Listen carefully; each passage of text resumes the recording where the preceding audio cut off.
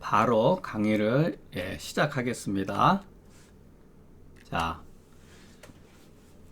이 본문은 너무나 간단하죠. 간단한 게 너무 조문이 너무 간단하면은 이해하기가 조금 힘들어요. 또 조문이 너무 지나치게 번잡해도 또 이해하기가 힘들죠.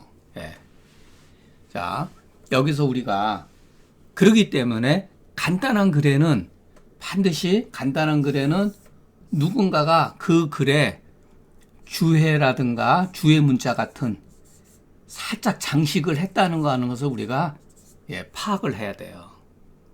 누군가가 글에다가 살짝 이렇게 좋은 말로 하면 이렇게 장식을 했다, 나쁘게 말하면 날조했다라는 것을 파악을 할 줄 알아야 됩니다. 자, 흉비로 흉중기색하야 단기하면 이렇게 돼 있는데, 이럴 때는 복령, 행인, 감초탕으로 치료하거나 귤피, 지각, 생강탕으로 또한 치료할 수가 있다라고 했을 때, 여러분 제가 여기다가 기라고 하는 데다 색깔을 바꿨잖아요. 그죠?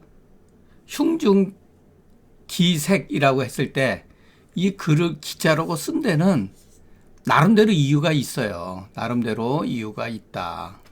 나름대로 이유가 있지만은 엄밀하게 말하면은 그냥 차라리 흉중색 이렇게 쓰는 게 맞습니다. 이거는 누군가가 어떤 의도를 가지고서 이 조문을 보다 더 이해하기 위해서, 이 처방의 근거를 마련하기 위해서 이렇게 살짝 갖다가 집어넣은 거예요. 우리는 그냥 무심결에 읽으면은 아무 문제 없이 이 조문을 그냥 흠잡을 수 없이 읽을 수가 있는데, 흉비로 흉중기색하야 단기하면, 자, 이 막혀있다고 하는 거를 막혀있는 원인을 기라고 이렇게 단적으로 표현해 준 거예요. 그렇기 때문에 이와 같은 걸로 쓴다. 자, 이 조문에 대해서 흉비, 흉중기색, 단기는 그 말이 비록 다 다르지만 그 이치는 같다. 흉비라는 말 속에는 흉중색이 있고 호흡곤란, 그러니까 숨이 차는 이와 같은 내용이 다 내포되어 있다는 거죠. 그러니까 동의반복어예요, 일종의. 그러니까 똑같은 말을 한 번, 두 번, 세 번 쓴 거죠, 결국은. 조문의 뜻은 다른 게 아니다. 흉중이 비색해서, 저는 이렇게 바꾼 거죠. 흉중이 뭔가 이렇게 비색해서 이로 인해서 가슴이 조금 답답하던가 숨이 호흡곤란이 있으나 그 증거가 부족해서 흉중비색의 원인을 우리가 여기서 파악할 수가 없잖아요. 그죠? 조문이 너무 미비하니까.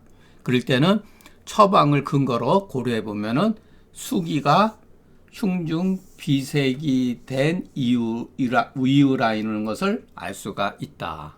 그런데 개인적으로 이와 같은 경우에 향사 육근자탕뇨나 반화 사심탕뇨로 치료를 한다. 그러니까 우리가 너무, 사실은 여러분 모두는 향사 육근자탕 자주 쓰잖아요.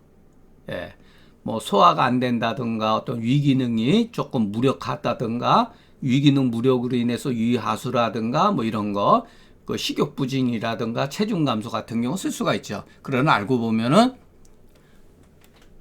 위가 무력하면서 흉비라든가 흉중비색, 단기가 나타날 수 있다는 거예요. 이런 처방들하고 관계가 있다는 거예요. 또는 반화사심탕 같은 경우도 쓸 수가 있다. 자, 우리가 그러기 때문에, 그리고 옛날 사람들 입장에서는 그게 어떻게 보면은 그 당시에는 어쩔 수 없는 방법이었겠지만, 대부분이 흉중비색은 흉중통, 흉중비색, 다 수기, 담음, 이거예요. 거의 다가. 그러니까 우리 한의학의 어떻게 보면은 숙이라고 하는 말을 빼놓고는 성립이 될 수 없을 정도로 모든 게 숙이에요. 처방을 보면 다 이해할 수가 있어요. 다문지제 아니면은 사문지제고 이수지제고 다 이렇게 이것에 대한 수기를 어떻게 다스리느냐에 따라서 병증이 치료된다는 거예요. 그러니까 알고 보면은 간단한 거죠. 예. 또 흉비로 왕급자에는 의의 부자산으로 치료한다. 참 이것도 참 그래요. 왕급이라고 완만하거나 급한 경우에는 이것도 조문이 미비하죠. 이걸 가지고 의인과 부자를 같이 두 가지 처방약을 쓸 수가 있느냐? 예, 쓸 수가 없죠. 이것만 가지고는. 자, 왕급자는 이르자면 흉비통이 때에 따라서 완만하고 때에 따라서 급박한 거다.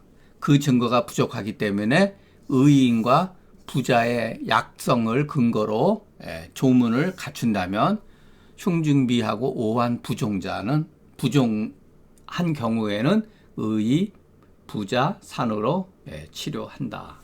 그러니까 대표적으로 의인은 부종, 부자는 오한을 치료한다는 것을 알 수가 있죠. 이것도 뭐 어떻게 보면은 제가 썼지만은 제목 썼죠. 궁예지책이요. 억지로 이거 억지로 약간 끼워 맞춘 거예요.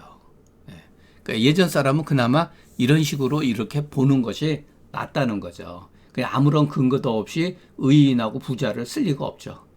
분명히 부종이라든가 오한증이 흉중비의 오한과 부종증이 있기 때문에 이것을 쓴 거죠. 뭐 저도 이것은 솔직히 해서 자신이 없습니다. 환자의 폭도 이 정도까지도 가지도 않고 요즘에는 뭐 저도 능력이 없을 뿐더러 우리 한의학의 전체가 위상이 많이 이렇게 떨어져 있기 때문에 그 조금만 환자들이 이상하거나 그러면은 다 병원으로 가기 때문에 이런 조문을 이렇게 봐도 뭐라 그럴까 이해하기가 조금 어려운 점이 있어요. 이 경험이 부족하다고 할 수가 있겠죠. 저도 싫던 좋던지 간에 벌써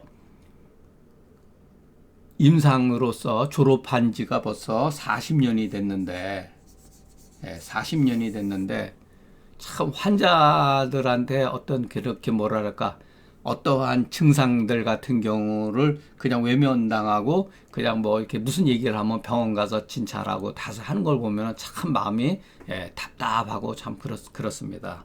그러기 위해서는 우리가 치료에 이것을 극복하기 위해서는 우리의 그 치료 영역을 넓히는 수밖에 없다고 봐요. 그래서 우리가 어떠한 그 치료의 개념을 보다 조금 확실하게 정립할 필요가 있다. 그러기 위해서는 중경서와 금계요약을 기본적으로 철저하게 공부를 해야 된다. 이런 생각을 저는 가지고 있습니다. 보통 이제 글에 보면 역과 상충이라는 말이 나오는데, 자, 심화비하고 제역하야 심현통하면 계지생강 지실탕으로 치료한다. 도대체 이게 뭐죠? 또 여기 심에 뭐가 무엇인가 매달려 있는 듯하면서 통증을 가지고 있다고 그러거든요. 근데 처방을 보면은 사실 별것도 없어요. 계지, 생강, 지실, 이거란 말이에요. 참 이게 이런 처방들을 보면은 과연 우리는 계지, 생강과 지실 하나하나는 우리는 알 수 있죠. 근데 이런 것이 과연 계지, 생강, 지실이 과연 이렇게까지 치료를 하는가라고 의심을 갖고 이해를 못한다는 거예요. 그럼 엄밀하게 말하면 우리는 계지, 생강, 지실을 모른다는 이야기가 똑같죠.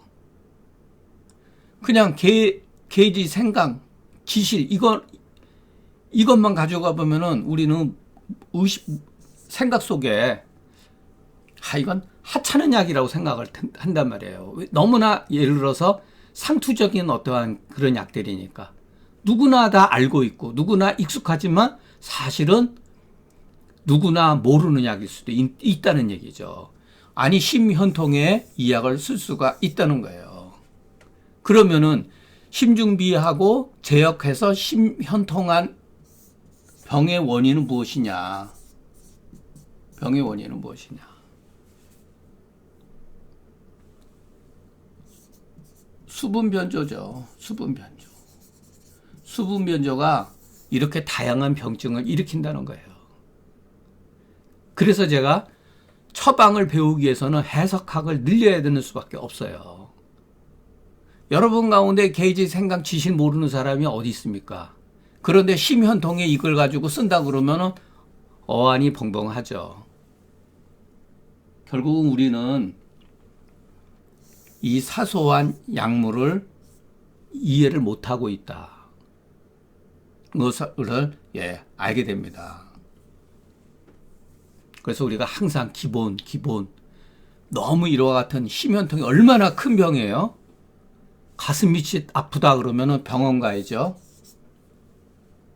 근데 어쨌든 간에 병원 가서 수술 받아야 되는 경우도 있지만 사실은 대부분의 90%는 우리도 할 수 있는 영역이라는 거예요. 이걸 안 해봤잖아요. 이런 거를 게이지 생강 지실 가지고 이런 것을 치료를 해보질 않았잖아요. 우리가. 그러니까 우리 의식 속에서 관념적인 생각들, 관념적인 의학을 버려야 된다. 네, 관념적인 의학을 버려야 된다. 자, 심화만이라고 기술하지 않고 특히 심중비라고 이렇게 쓴 데는 다른 이유가 아니다. 이른바 이거는 이제 그 중경수 조문에 나오는 말인데 은병에 하지 태조하여 너무 빨리 합법을 써서 만을 일으킨 것은 비가 된다.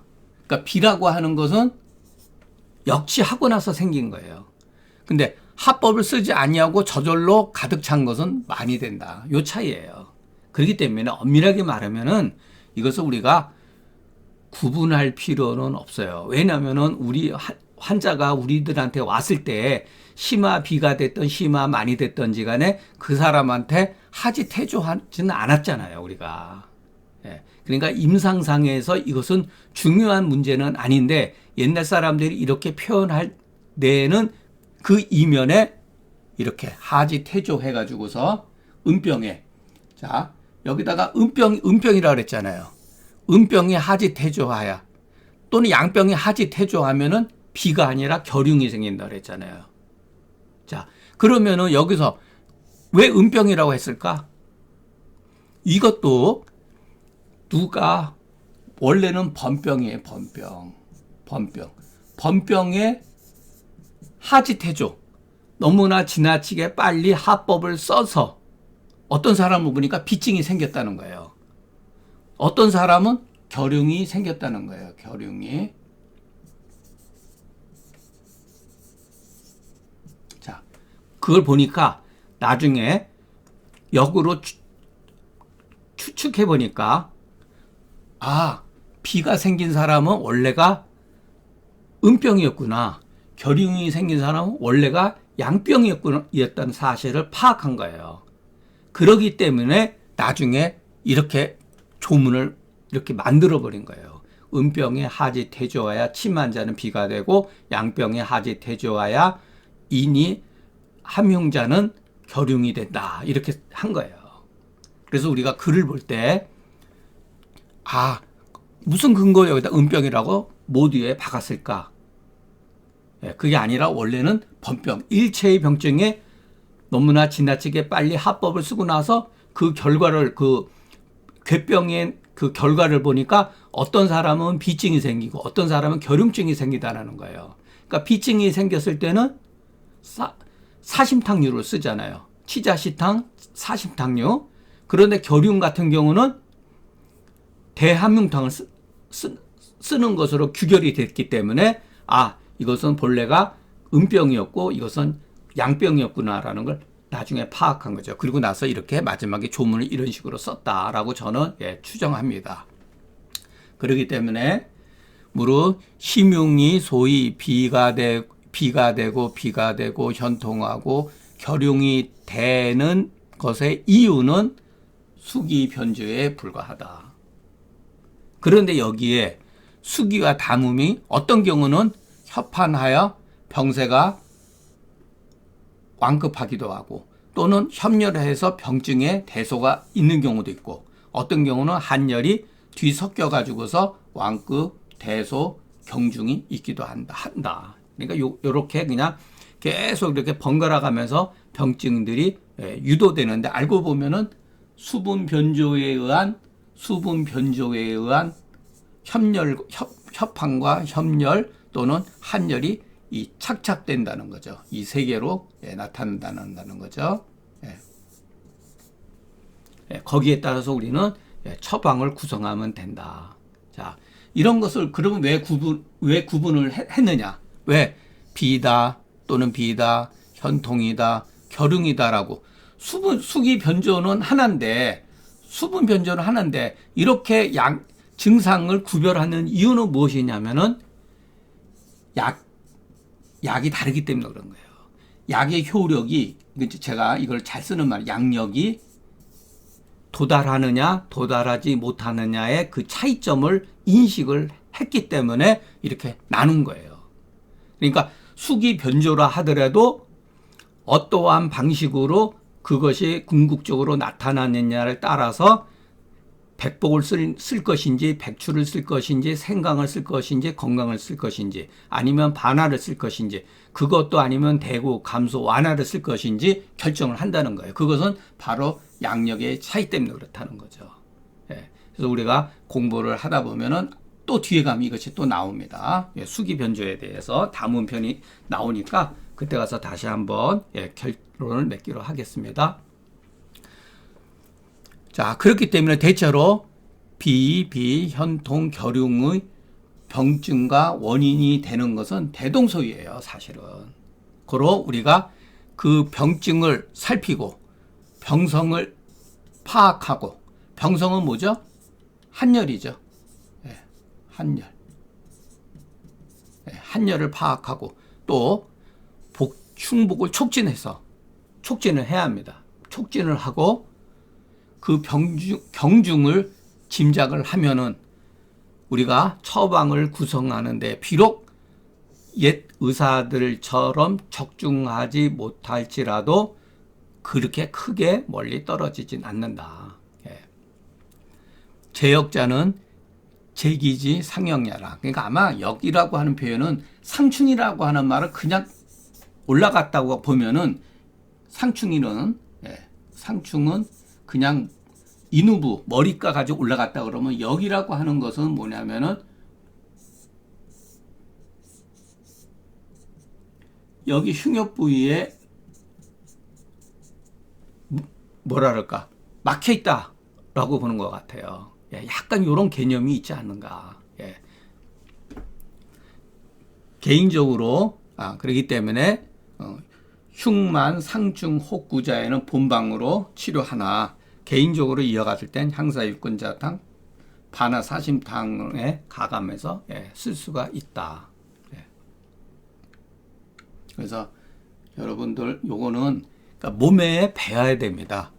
병증을 살피고 병증에 대한 그 병성을 또 알고 흉복을 촉진, 압진을 해가지고서 그 경중을 우리가 파악해야 된다.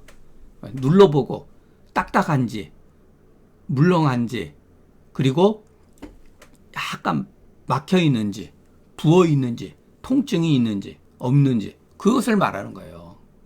그렇기 때문에 원래 의서는 제가 주제 넘은 얘기지만 눈으로 공부하는 게 아니라 손으로 확인하는 학문이에요. 손으로 확인해야 된다. 글이 그렇게 쓰여 있잖아요. 이거는 눈으로 공부하는 게 아니라 손으로 공부하는 거죠. 환자가 와서 저 가슴이 아파요. 가슴이 답답해요.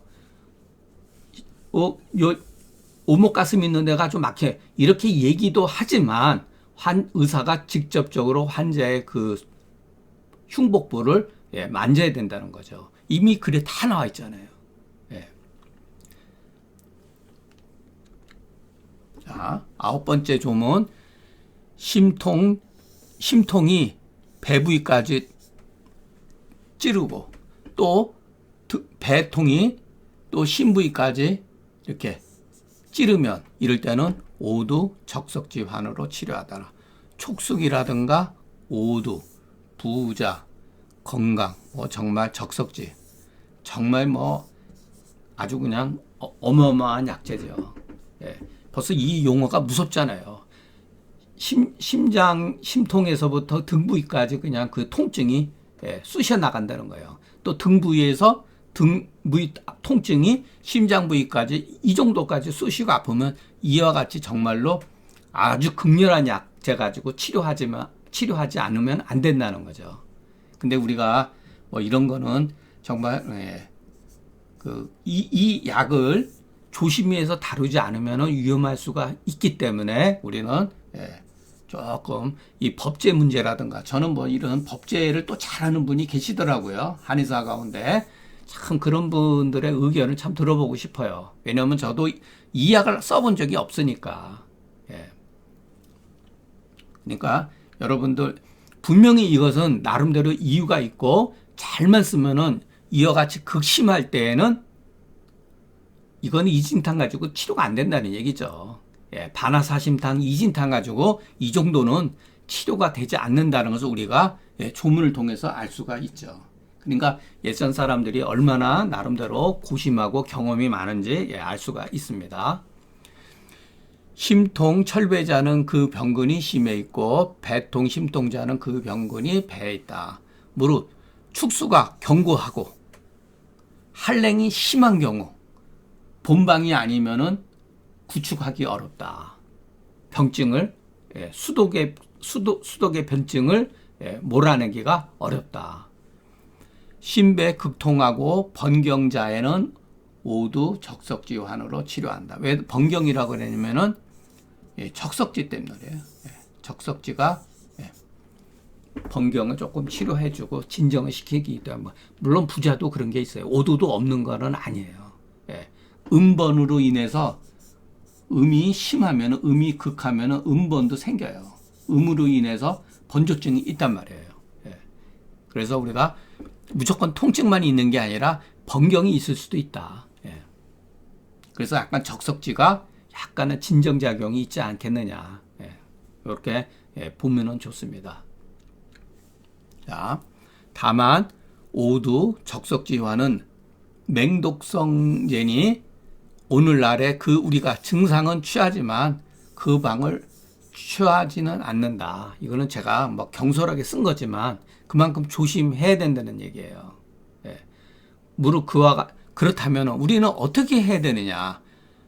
축숙증이 경고하기 전에 이진탕류로서 치료해야 된다. 그러니까 우리는 사전에 항상 미연에 병증이 심하기 전에 이 정도에까지 가지 않게끔 유도하는 수밖에 없습니다. 언젠가 TV 뉴스 시간에 나왔는데 어디 지역에서 원장님이 한의사죠. 원장님이 이와 비슷한 신경통 약을 만들었답니다. 천호가 들어가고 이런 아주 맹독성 약을 만들어 가지고 자기 자신하고 간호원하고 이렇게 한번 실험 삼아 먹었는데 이게 쇼크가 온 거예요. 신경 마비가 돼 가지고 그냥 거의 정신이 혼미해져 가지고 119에 실려갔다는 뉴스를 제가 접하고 나서 정말로 이분이 굉장히 나름대로 의욕을 가지고 했고 본인 몸에다 먼저 이렇게 실험을 해봤는데 저도 물론 예전에 부자도 제가 먹어보고 저한테 맞지 않는 약이지만 먹어보고 눈이 충혈되고 그런 적이 있었어요. 그러니까 천호는 그거보다 더 맹독성이 강하다는 얘기죠. 그러니까 본인이 어느 정도 법제하고 한약으로 만들었음에도 불구하고 자신뿐만 아니라 간호원도 전부 다 완전히 그냥 인사불성이 돼가지고 혼수 상태가 돼가지고 병원에 실려갔다 그러니까 이 약이 얼마나 맹독성인지 알 수가 있죠. 제가 저런 맹독성의 약을 무조건 부정하는 게 아니라 저것을 어떤 식으로 우리가 법제를 잘해서 관리를 할 수 있는가에 대해서 제가 지식이 너무 부족하기 때문에 여러분들한테 함부로 말씀드리기가 어렵습니다. 그렇기 때문에 우리는 항상 단순한 어떤 수분 변조, 흉복부에 발생하는 수분 변조에 대해서 가까이는 소청령탕에서보다 심하게는 아까 조금 전에 이와 같은 맹독한 약에 이르기까지 알고 보면은 전부 다 수분 변조에 생기는 병이다라는 것을 인식하면 좋겠습니다. 오늘 강의는 여기서 마치겠습니다. 경청해 주셔서 감사합니다.